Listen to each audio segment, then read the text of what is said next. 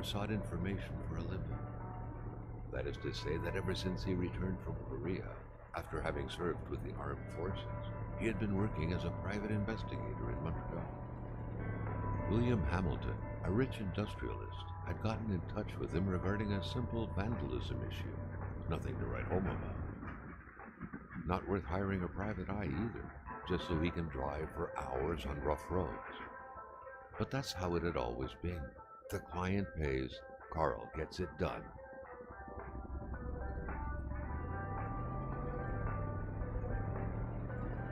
They had set up to meet at the general store, his client's business. Well, actually, the entire village had William Hamilton's name written all over it.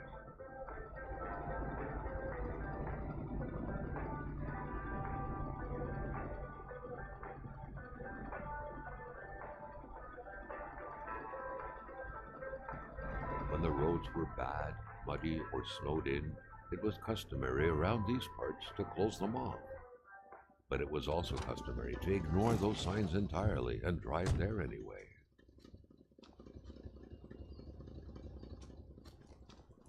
Hamilton never mentioned a road-blocking barrier.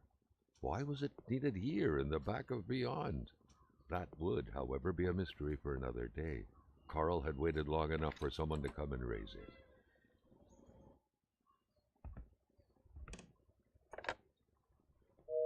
Hamilton no doubt knew who managed the barrier.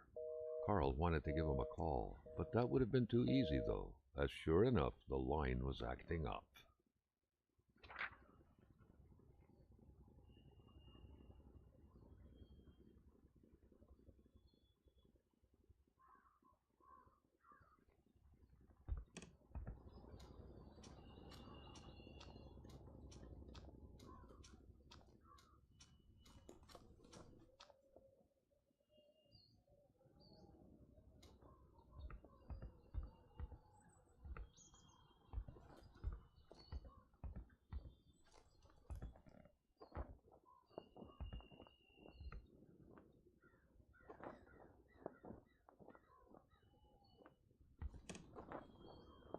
Emperor Duplessis, in spite of his conservative agenda, did a good job in colonizing the rural north, which helped to re-establish the region as an integral part of the province of Quebec.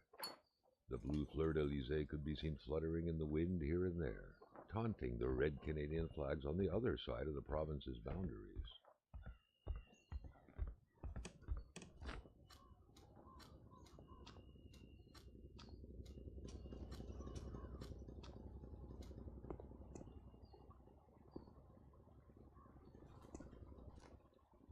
Still not a soul in sight.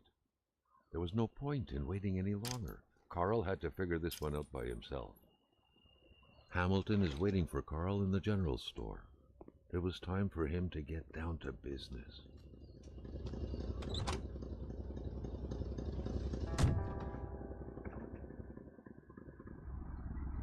William Hamilton enjoyed a lavish country house built in the very heart of the northern forests, not too far from here.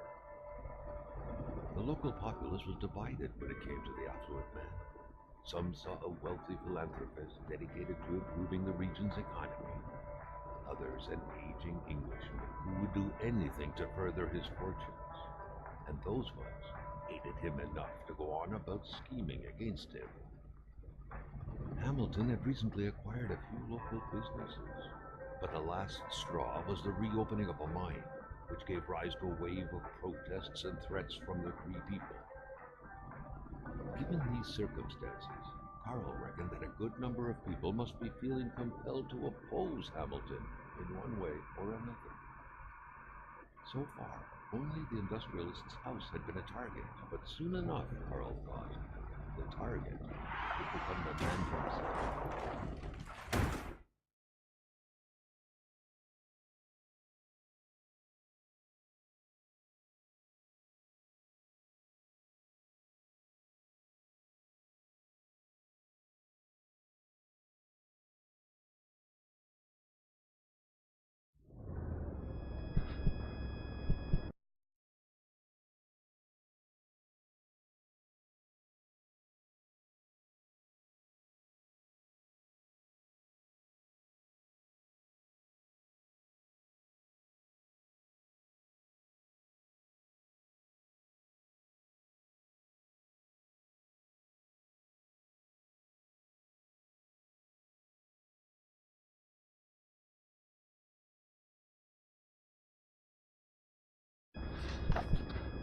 Carl needed to get out of there. The cold and the pain required urgent care. Carl needed to get out of there. The cold and the pain required urgent care.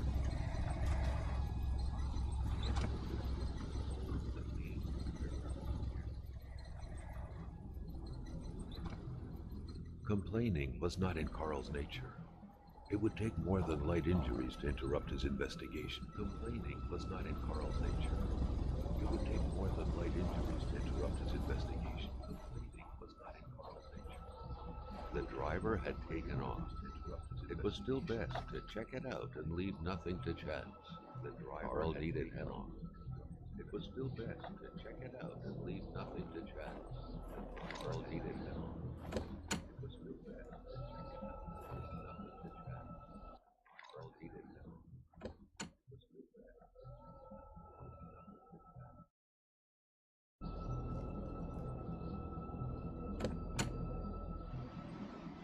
Carl wondered how long he would have to endure this skin-stinging cold.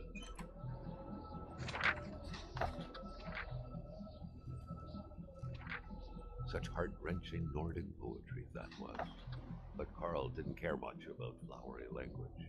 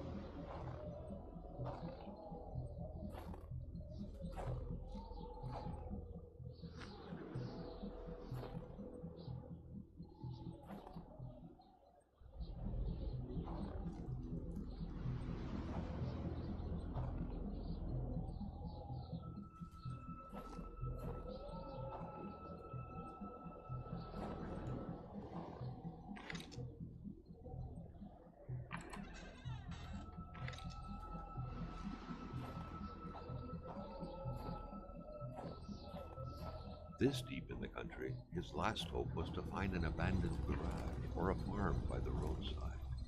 His life depended on it.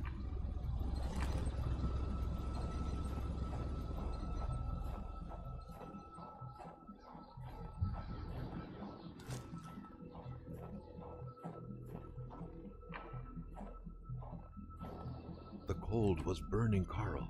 He would not hold up much longer. He had to warm himself.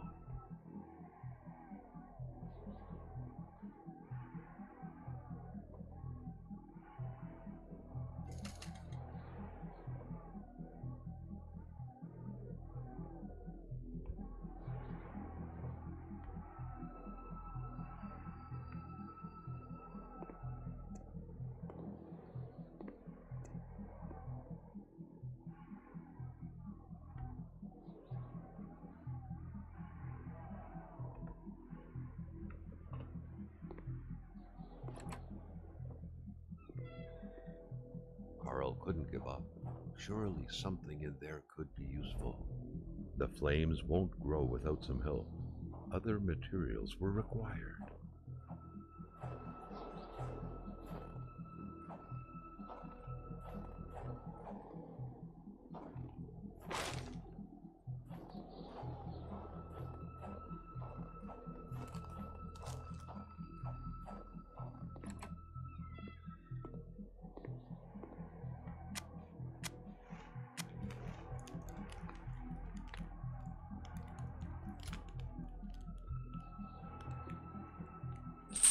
Even better than he had hoped. Carl Faubert had succeeded once more, and was now on his way to new adventures.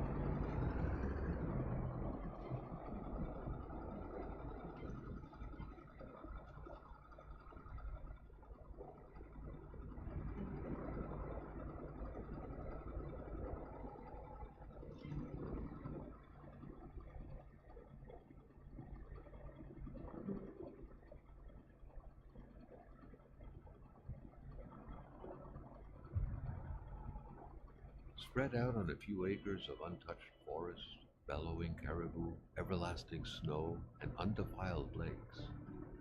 The Manistan region was no tourist hub.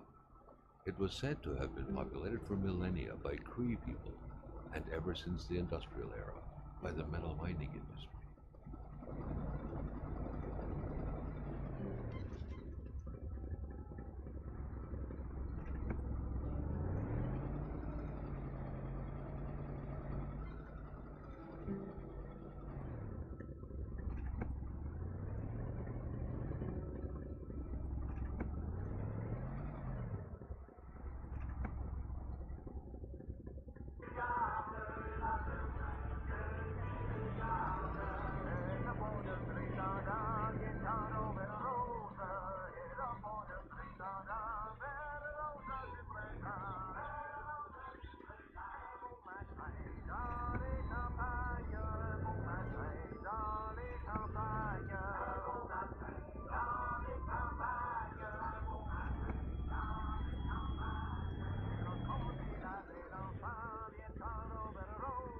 Now wasn't a good time to wander about.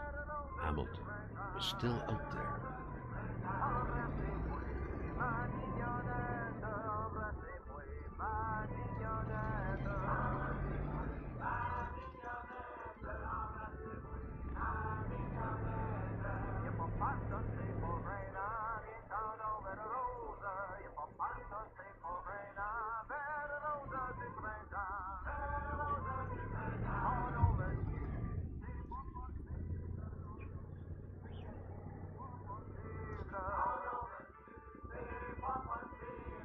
Harold was dying to stretch his legs, but he had to stay focused on the task at hand.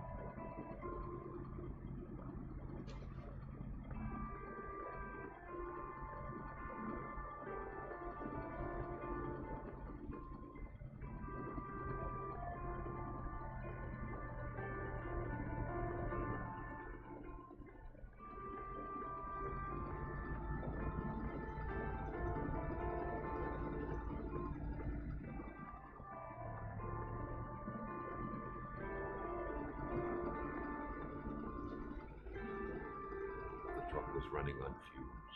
Good thing that the general store was close by.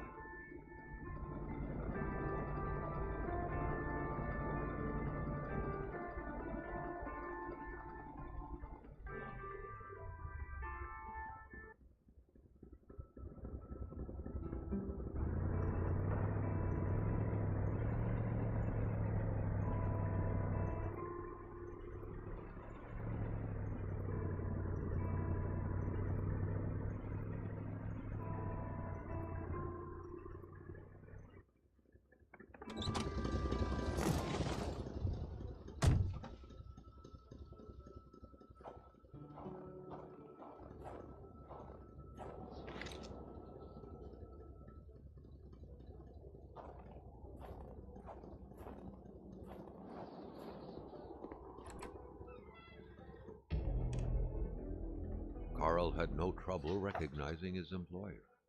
He had been killed. There was no need to be a detective to figure that out. But only a detective could have noticed that the killer had to have been very close, that the fatal blow had been given before the victim even realized.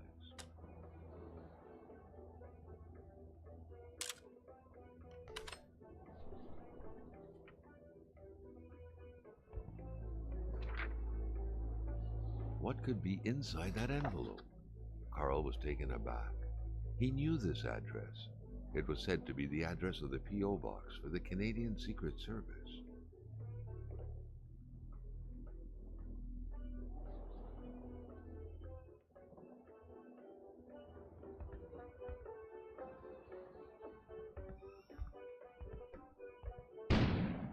An explosion suddenly occurred outside.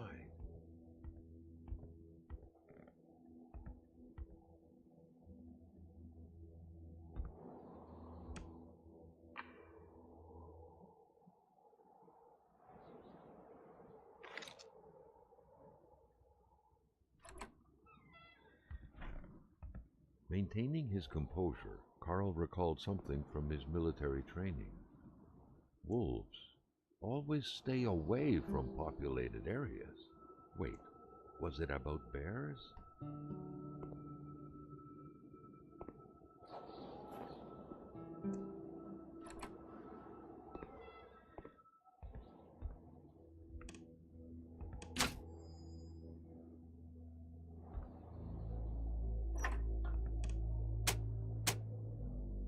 The note explained that the garage and the store couldn't be supplied with electricity at the same time.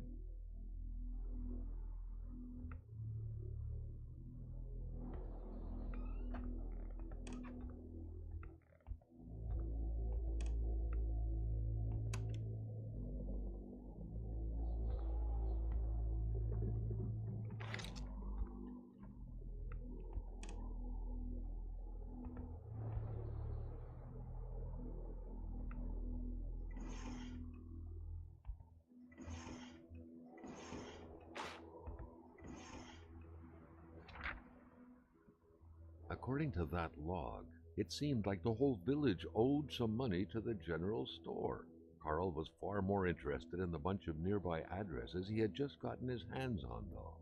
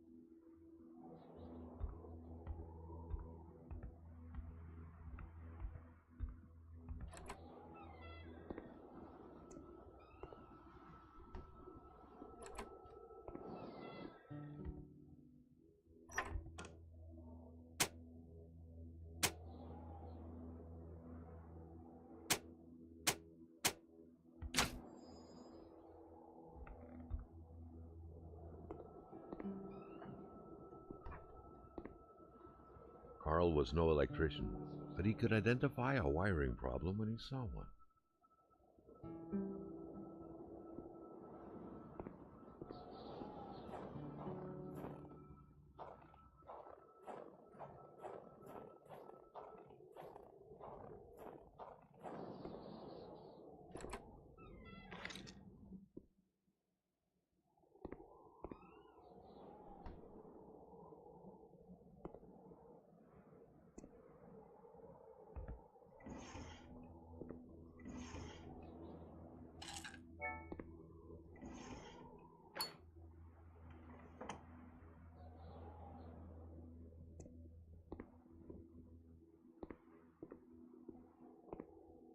The crowbar was stuck under the lift. Notwithstanding Carl's imposing stature, car lifting wasn't part of his skill set yet.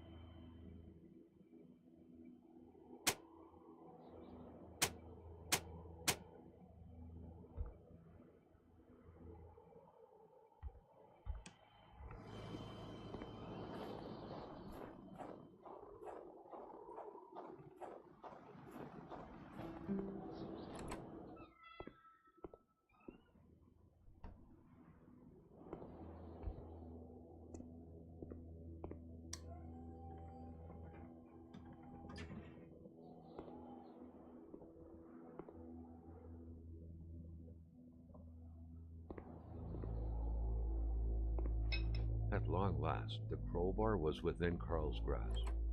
Surely it would come in handy at some point.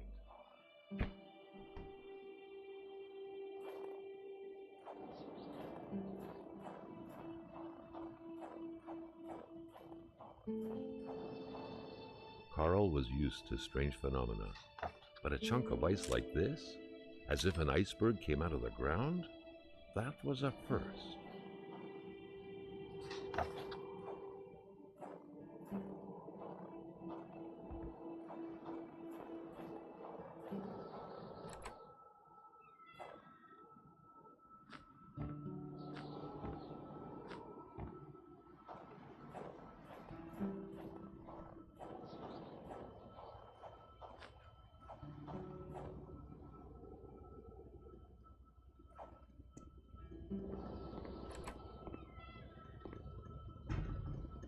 Something fell to the bottom of the box.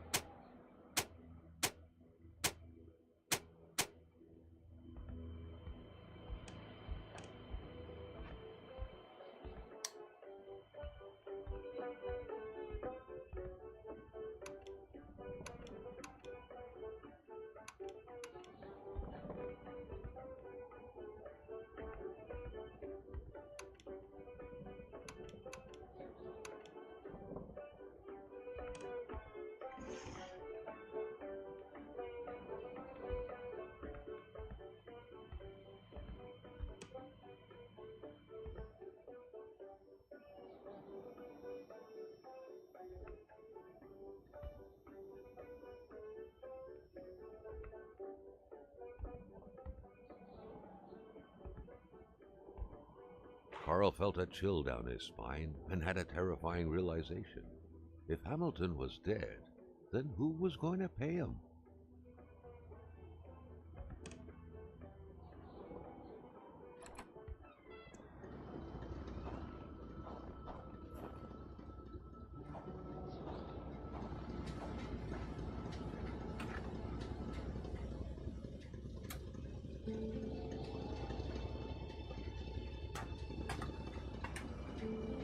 The Polaroid, Carl's long-standing and faithful ally, had seen its share of husbands caught red-handed cheating.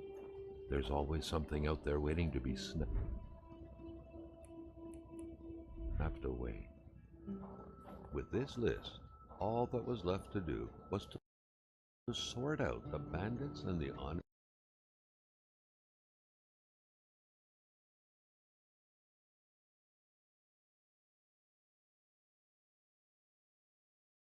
citizens.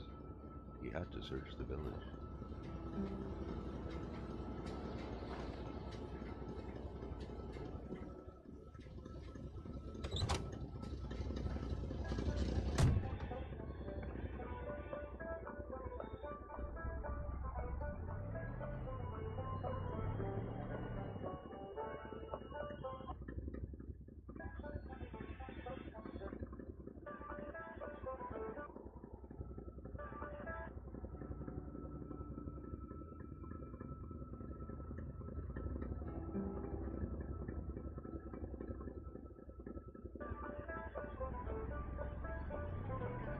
Carl felt that the store and its surroundings still held their secrets, and he didn't like to miss out.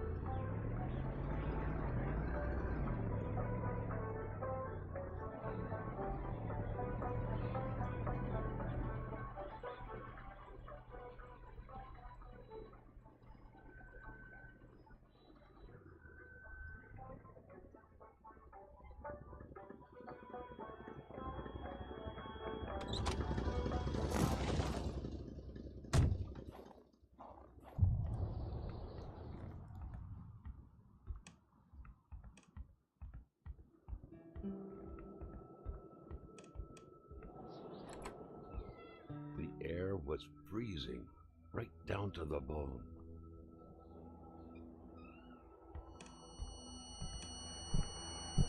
Was that the Lord Almighty's doing?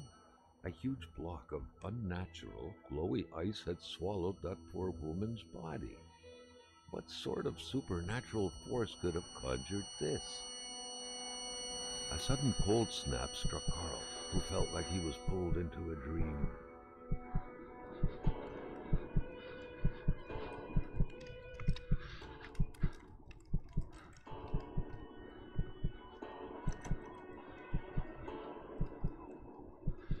Something was hidden under the stairs.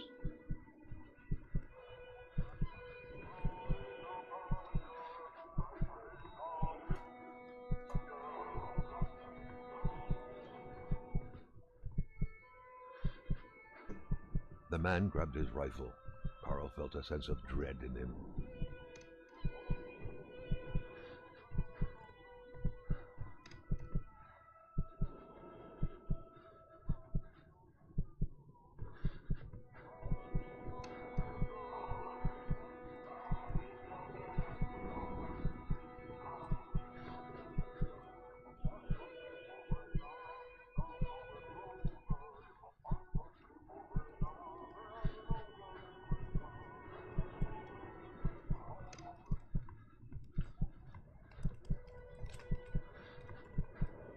Perhaps their spousal relationship had been cooling down lately.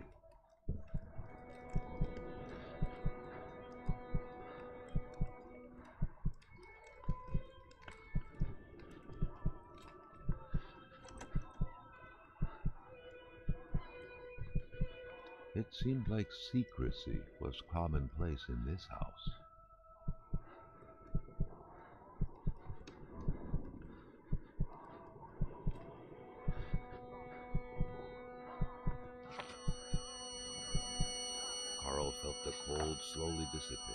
and was brought back to reality. Giselle was now only ice, and all that was left of her voice was a diary. She confided in this diary, amongst other things, the tragic story of a young woman, a victim. Was this what she was hiding?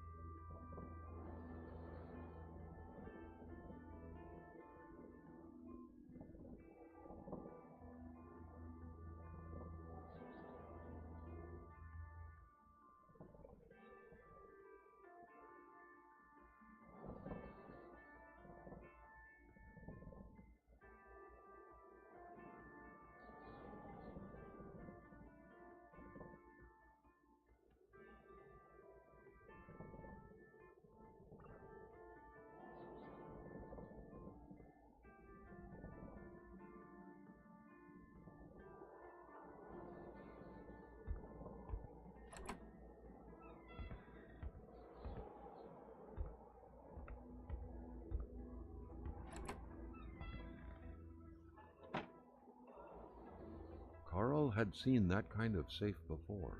With its double-layered security system blending letters and numbers, its code couldn't be broken by the common burglar.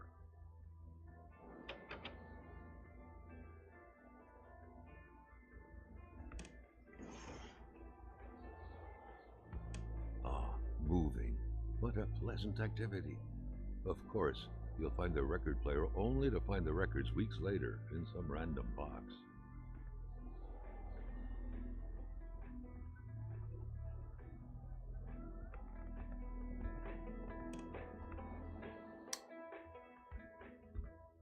What a mess! Clearly, there was some major revamping work underway here. The place looked barely habitable.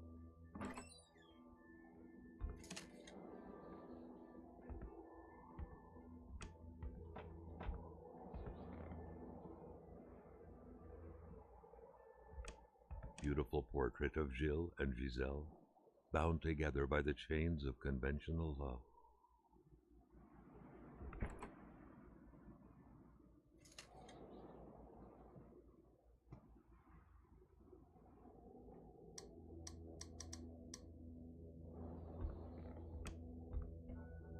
A nice white coating would restore the room to its charm of olden days.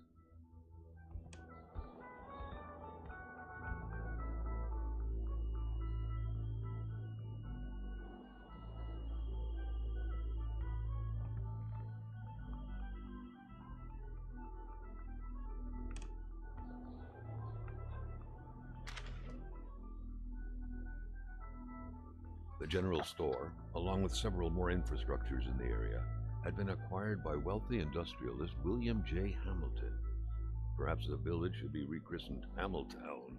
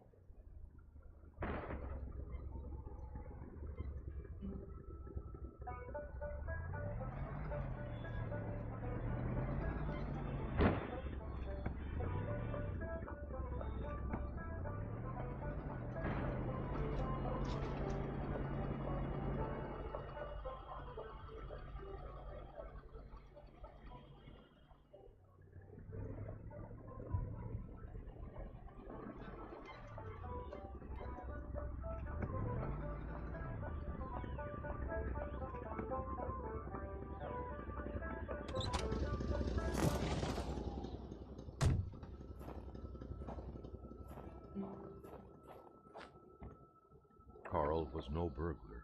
He didn't need to resort to petty techniques such as window breaking to find his way in. A good detective simply looks for keys where gullible souls hide them.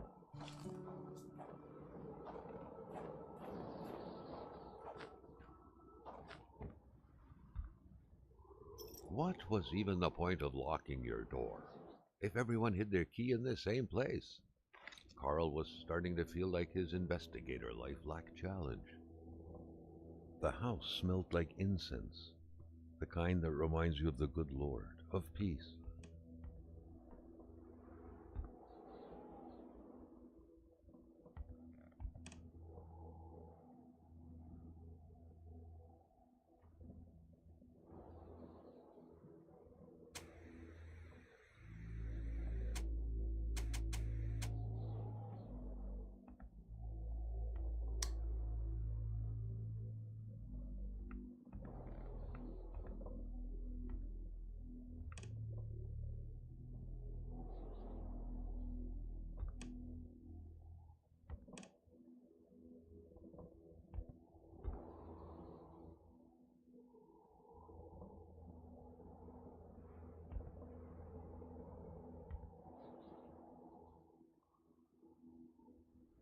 Good Paul VI, appearing papal. His crooked fingers gave the impression he was about to bestow a miracle.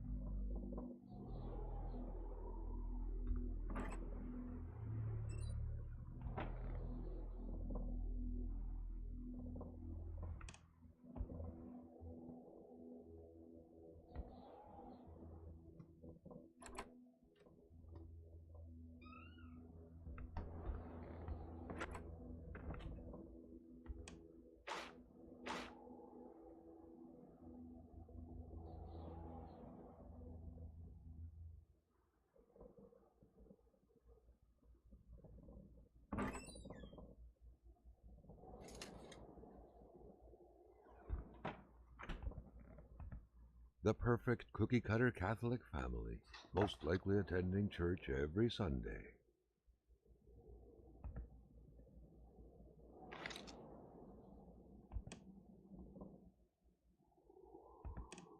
The family's mother must have spent her days washing the filth off her kids' diapers. The empty cradle sent an eerie feeling down Carl's spine, as if minutes ago someone just grabbed the baby and made a run for it.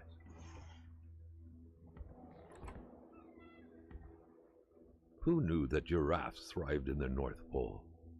The craze for toys was stupefying.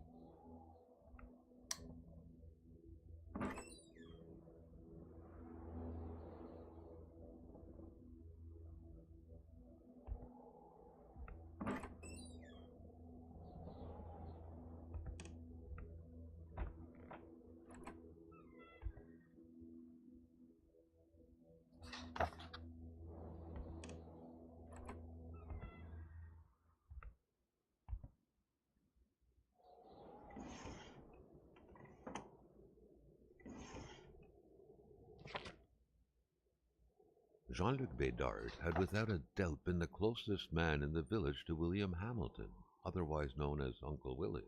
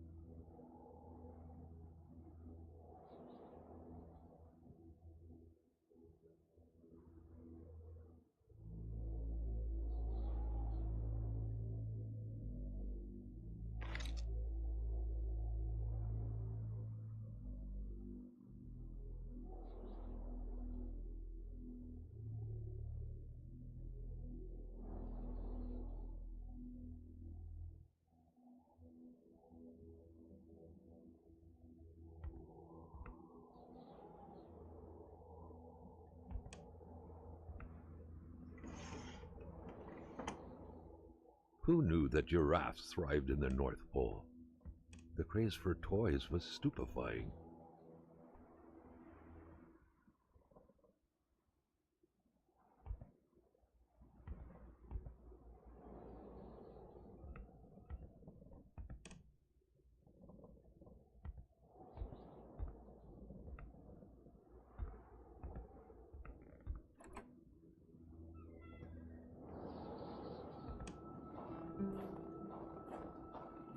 Carl smiled at the sight of the nicely protected garden.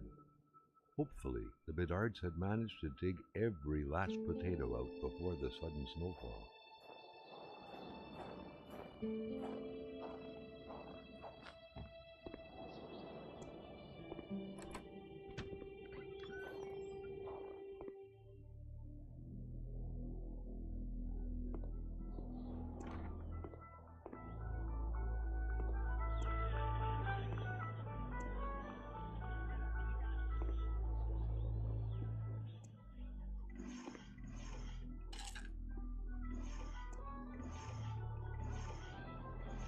A true Catholic always strives to keep lowly temptations at bay.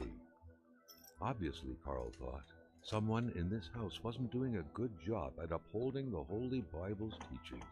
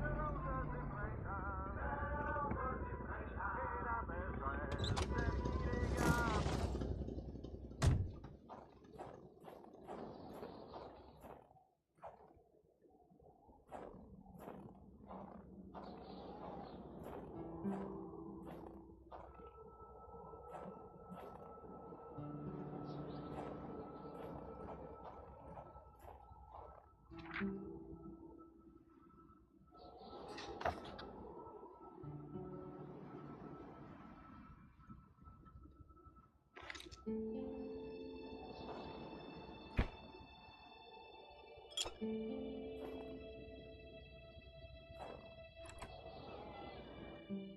was a classic Canadian house, except for the absent horde of kids that would normally be swarming about.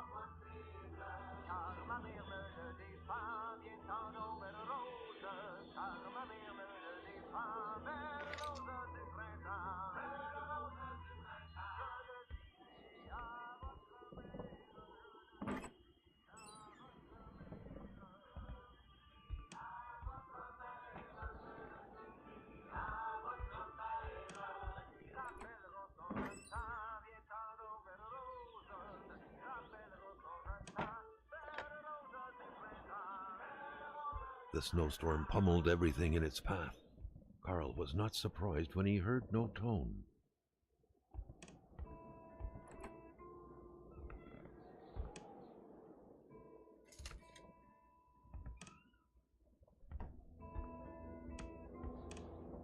The photograph was snapped not too far from here, Carl noticed. The couple seemed to be very good friends.